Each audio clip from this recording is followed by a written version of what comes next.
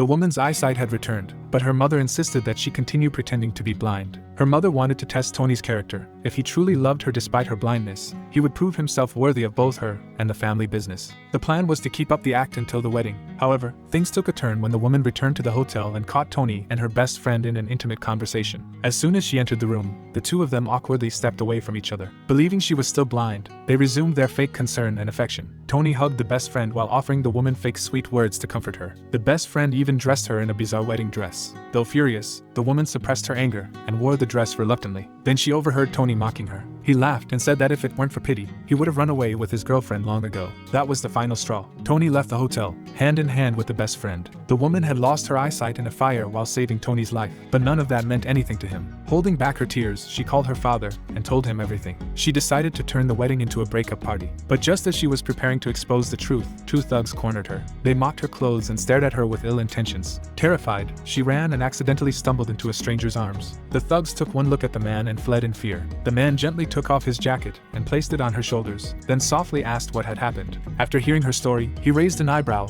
He too had been pressured into a blind date. Without hesitation, he proposed a marriage alliance and told his assistant to prepare a grand wedding gift. The next day, the woman arrived at the wedding wearing a black dress. People began whispering when they noticed her blindfold, but she paid no attention. Standing on the stage, she coolly announced that she had lost her eyesight saving Tony. Her best friend feigned concern and suggested she take off the jacket, but the woman ignored her. Then she made a bold declaration. This was not a wedding, but a divorce banquet. Tony's mother was shocked and asked what was wrong with her son. Tony, clearly irritated, said he would never marry a blind woman and that the bride today was his best friend. At that moment, a guest stood up in support of the woman, reminding everyone of how she had risked her life for Tony. Tony scoffed and said, "Then why don't you marry her if you feel so sympathetic?" He turned to the crowd and shouted, "Who should I marry? A blind woman or her best friend?" When the crowd shouted best friend, Tony ordered that the woman be thrown out of the venue. In shame, she collapsed to the ground. Right then the man from earlier came there.